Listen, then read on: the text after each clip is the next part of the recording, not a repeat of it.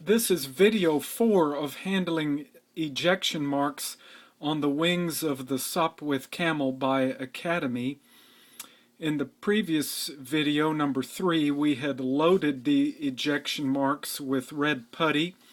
Since then, I have worked down a couple of them completely using the micro chisels that you see here, and also on these I've used a special type of sanding technique using sanding sticks in a type of a tool that allows me to work them in between the detail. We'll get to that in a future video. So this mark here has just been worked down with chisels and has not been sanded yet. So this is the mark we're going to work with today, and you see I have my micro chisels here again. They have a sharp edge on one side and flat on the other like a chisel.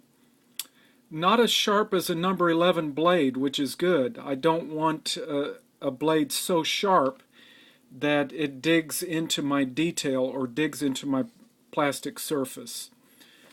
Okay, also over here to the right I've got a porcelain paint palette, I guess you'd call it, or receptacle.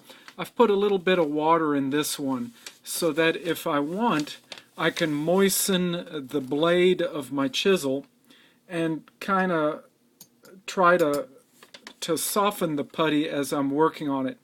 Now previously I tried putting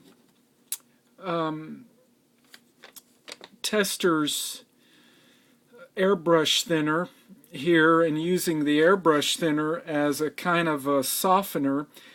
I would recommend not doing that because it ended up scoring the plastic surface. You might see a little bit of white residue around this red putty.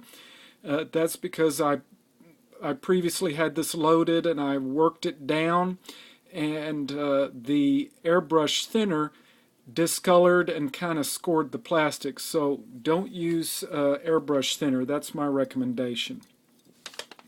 Okay, so at this point I take I've got a broad blade and a narrow blade chisel, and we're just going to work down the excess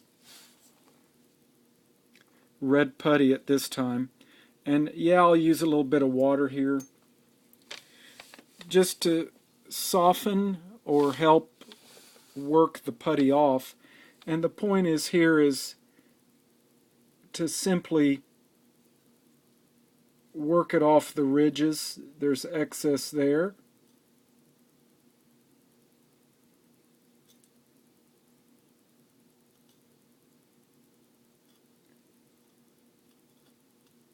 There's a little bit of it building up on the cutting edge there.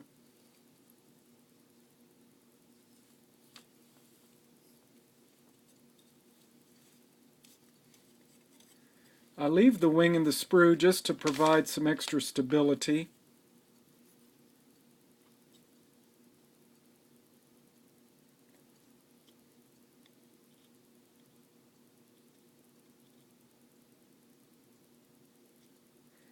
Now what I'm going to do is turn off the camera and just continue working this down.